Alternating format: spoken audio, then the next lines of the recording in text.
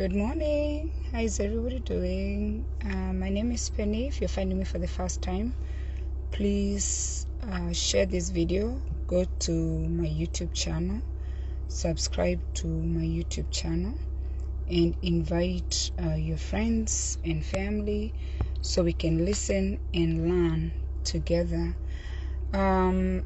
If you're finding me for the first time, I come here I invite you to my personal space to inspire you, to encourage you, and I hope you can listen and learn something that is going to help you change your life and those people that you live with.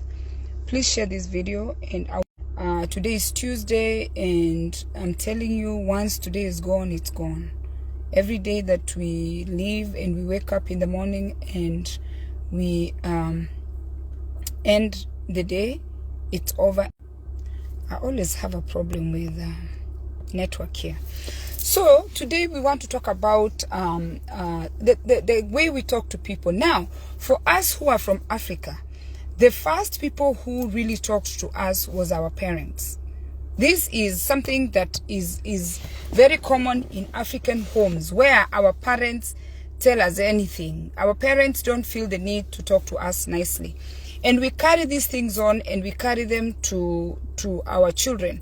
Or your father used to talk to your mother a certain way, or your mother used to talk to your father a certain way. So what we do, we carry these things on. For me personally, I can tell you from the beginning, I cannot remember how many times my mother told me I would never get a husband. Those words came out of my mother's mouth all the time, because every time she said something, I challenged her. And the network is bad. Given her age, she was born in 1930. That kind of parenting was very normal. It was very normal for her to remind me that I would never get a husband if I kept talking, because women her age were not allowed to talk back to their husband. And the other thing is, this is like really bad. My goodness, the network is bad. The other thing, my mom used to call me Ewundeye. In English, that's a donkey. And then my stepmom used to call me you're a swine. So you're swine. Your swine is a pig. I was a child that did not like those words, and I've never been a fan of people calling people names and words. So the first negative talk that I received was from my father, my mother. And this continues as you grow, and even you, some of you can relate to me that most of the negative talks come from. I'm trying to move because the network here is extremely bad. I don't know what's wrong. It keeps interrupting me. Okay. And that continued throughout my life. And this network is so bad. And this is a very important topic that I wanted to talk about. I think I'm going to come back at 2 when I'll find good network. I don't like the way I keep losing you guys. Maybe this is better. Let's try. So I did not, that did not stop, because that's how, to them, that's how parenting was. Fast forward, I moved to the United States with my mom 30 years ago. And we were living in the same house at my brother's house. Again, she kept telling me negative things. It never really stopped. According to my mom, that is how they communicated. But they didn't, at the time, the parents are not thinking that this is just discouraging the child. They just say negative things to you. And finally, when I did find a husband and my mom came to live with me, she did not think I deserved a husband. She will tell me, you're lucky you got this man. Had you got a kissy man, you would not be married. Those words are coming out of my mother's words, as clear as they are. She didn't think I deserved to get a husband given who I was. Can you imagine that's coming out of my mom? And you know what? Even at this rate, I'm 50 years old. You're thinking like, how long are you going to be saying these negative things? I say this to say that most of the pain that we have comes from our parents, because they think it is normal for them to tell you such things. And sometimes the men we are married to, the women you're married to, they say negative things. Now, why do we think the pastors end up sleeping with the women in the church? Why do you think a lot of people are unfaithful? Because we ask other people to go talk to other people, but we cannot talk to those people in the nicest way. But we send the pastor who's going to go talk to your wife nicely. We send the pastor who's going to go to talk to your husband nicely. You send a friend to go talk to your husband nicely. You send a friend to go talk to your wife nicely. But we, the people that are married to these people, we are not willing to talk to these people nicely. Ask yourself, why do you want to send a third party to talk to the person that you are supposed to be talking to nicely? I have learned in my place of work that for you to get the result from someone that you want something from, you have to be professional. Now, in the beginning, when you get in marriage, there are two things you need to realize. Okay, the first thing is you are not going to force somebody to apologize because they said something to you they were not supposed to say. They need to know that they've said something bad and they should apologize. If they don't do that, then it's a problem. Number two, you need to know when you offend someone, you've said something bad to someone, not everybody is ready to talk at that time. It is good for you to be quiet and talk later. Because you know what, when you're offended, all of us, we do the same things. When we are offended, we are likely to say bad things. So you know what? Be quiet. And don't apologize for something that you don't understand what you did, because you're going to do it again. So we grow up with all this negativity, and we bring all this negativity into our relationships. And I speak of real experiences because these are things I plan to tell. I tell my children, and I want my grandchildren to know that you cannot sit there and tell people negative things, and you are the ones who are supposed to be saying positive things to people. But it was something that was part of our culture, where it is okay for my mom to say, you'll never get a husband. It's okay for my mom to say, oh, had you not found this Kamba man, nobody would have married you. Like, these words are coming out of my mom's mouth. That is supposed to be someone who's supposed to see good in me, who's supposed to say, oh yeah, you are doing great. I'm not hearing that. There's nothing like that coming out of her mouth. It is always negative, negative, negative, and she doesn't see anything wrong with it.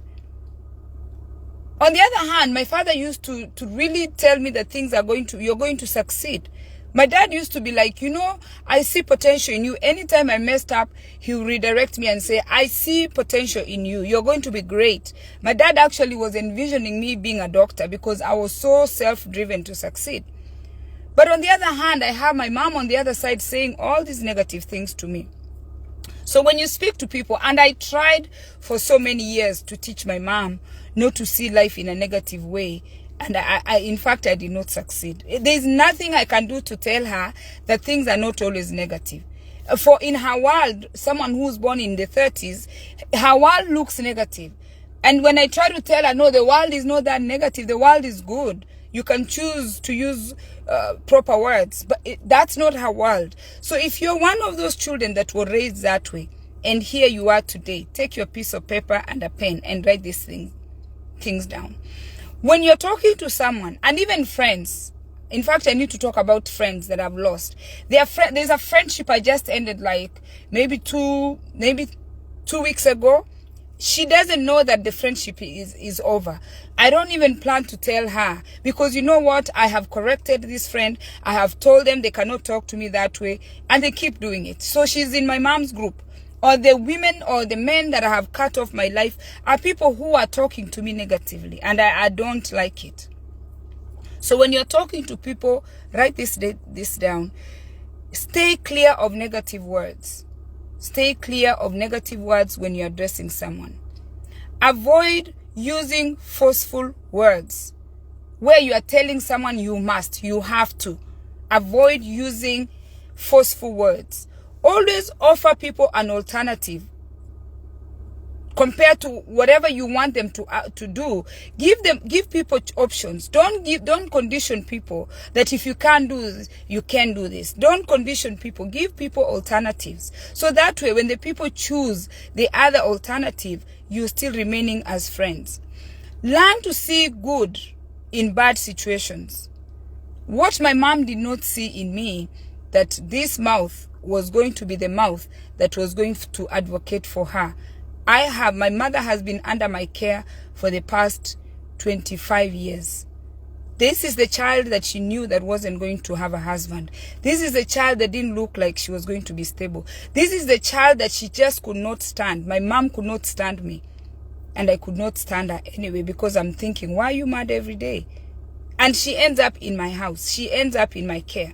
And I tell her, I say, Mom, you see, you're here with me. Not a good morning. You're here with me, and I'm the one you gave the most critic, because you're so concerned about my open speech. Like, I spoke my mind. When I saw injustice, I called it out. Be specific. Focus on the problem at hand. My mother could have focused on the problem at hand of telling me that, you know what, wait, some things, let them go. Some things are better off not said. That is the problem I had. But instead, she's saying you're not going to succeed, you're going to fail. Be specific. When you're telling someone something that they are not doing right, be specific. Address the issue. Don't address the person or wish someone failure. Be helpful. When I started this page in 2022, I started talking here. Believe it or not, very good friends of mine, very, very close friends of mine, told me I was talking trash on Facebook. Some of them called me. Some of them took screenshots. Some of them unfriended me. They were telling me I'm talking trash on Facebook.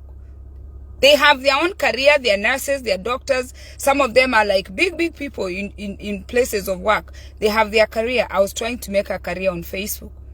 And the interesting thing, I ended up earning as much money as they're earning. If we are going somewhere, when I board a plane, they don't ask me what I do for a living. Facebook money is equivalent to nursing money. Facebook money is equivalent to IT money. If you're making X amount of money, I'm making X amount of money, we are not going to be stopped from entering a place because I sell waste beads on Facebook or I talk on Facebook. Be helpful.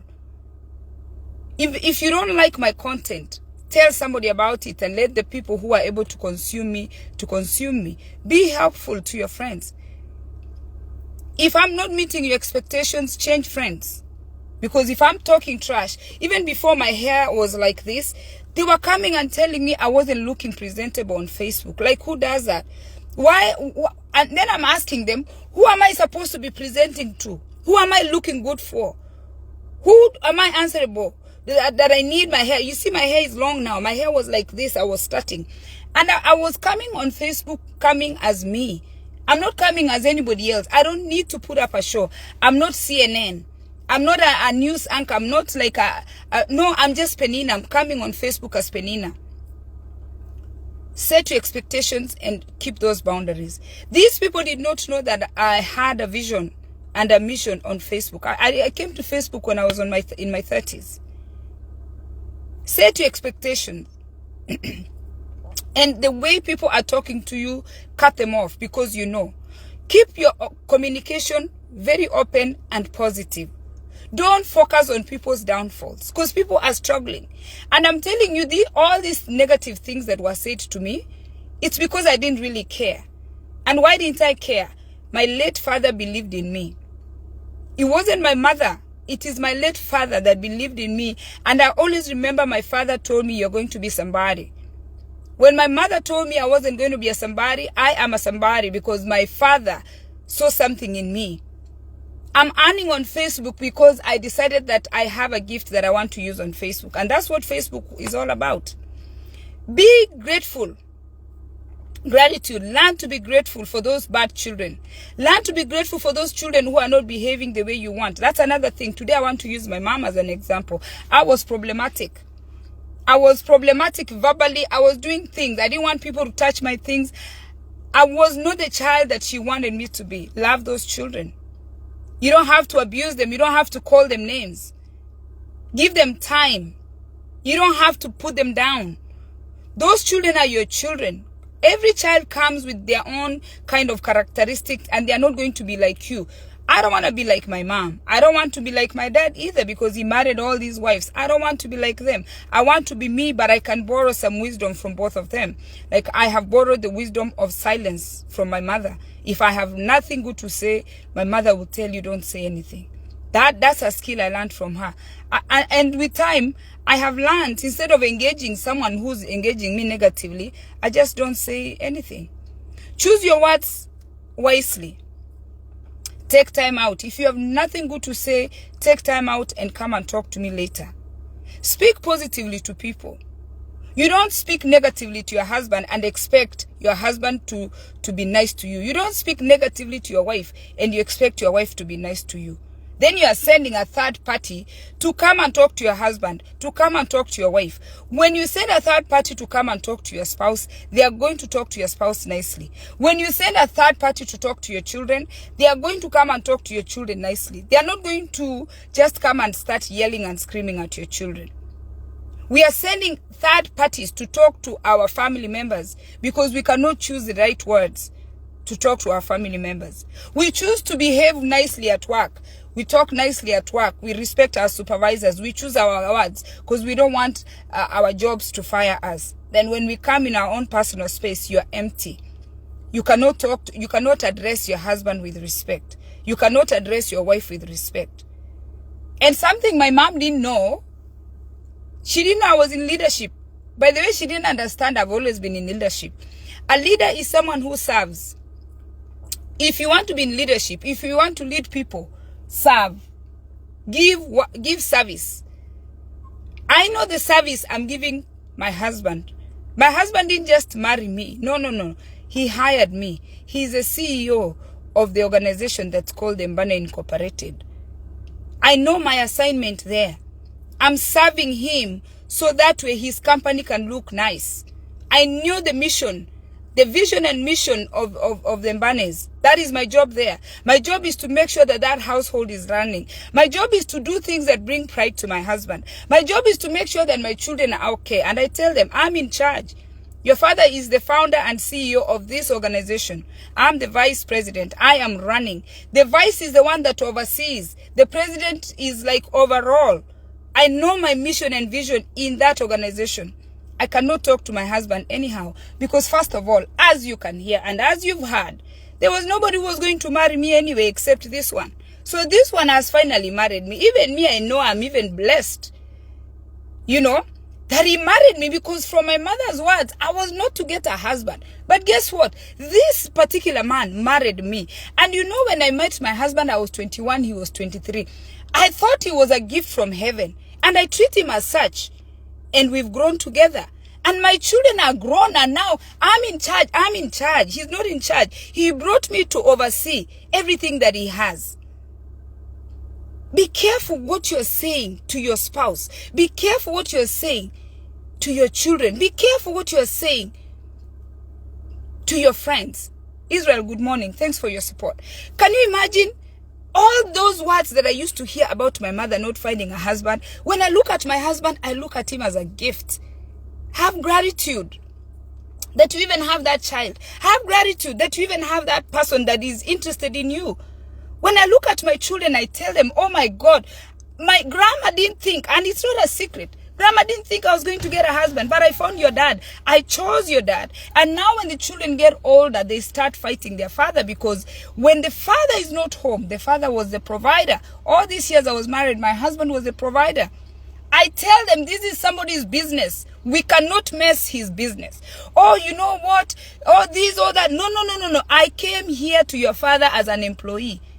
This is his empire. You see, he's the one paying the bills. We are not going to argue with your father. We used to make sure, the many years I was raising the children, my husband used to come home like around 8:30. By the time the husband comes home, everything is done. Everything is not done. His job as the CEO was to oversee. And that put my husband in a bad situation because he only came to discipline. Now it's a problem we have to solve because he's still running as the CEO and they're telling him, you know what, Dad, we need to talk because I made them understand that we are here. This man brought us here. I'm even lucky that I have him, and we need to put the house in order before he gets here. Otherwise, it's going to be chaos. We have to create those boundaries. Women, protect your husband. Before the children came, you had you and your husband. The children are going to all go to college. Now, 3 of my children are older. They cannot stand my village mentality. They want out of my house. My children don't want to be in my house one day. My children are going to leave. I'm going to remain with this man that chose to marry me. I speak to my husband the way I'm speaking to my supervisor. I choose my words carefully. When I have an issue, I have to rearrange my speech before I go to approach him. Because you know what? I am lucky. I am blessed that somebody agreed to even marry me. And guess what? Finally, my mother came to live with me to see that I got a husband. And yes, the husband is a good husband. My mom loves to stay in my house because it's a peaceful house. On Facebook, maybe somebody is thinking, oh, she's chaotic. No, at home it's peaceful because it's an organization. I clock in knowing that I'm at work. I clock in knowing that, you know what, this is a serious job. The job that I do during the day is not a serious job. My family life is a serious job. Thank you, Israel. My family is everything. When you're going to be sick, when you're going not to be okay, your family is everything. Choose how you speak to your family. Choose your words positively. The negative words are not meant for your family. The negative words are demonic. Speak to your children in positivity. Speak to your friends in positivity. And those friends of mine that told me that I wasn't looking good on Facebook, when they turned around and you know, they realized that Facebook, oh, you can earn. Now they are calling me to help them create the pages. Because you know what? Oh, you're earning from talking trash. They call what I do trash. They call this trash. Inspiring people, educating people, and teaching people that you can live a full life with purpose by rearranging your life. And I bring you into my personal space. We started this in January. We are in June, half the year. This is the look I wanted for 2023. I'm bringing you into my space. And I'm inviting you. I'm telling you these things are working. This is what I'm doing. Come. And you come and tell me what you're doing. When I watch Israel, I'm looking, oh, Israel is doing this. Listen and learn. Use these Facebook streets. Take opportunities. Earn a living. Start something. I hope I've inspired you. I hope I've encouraged you. I hope you've learned something.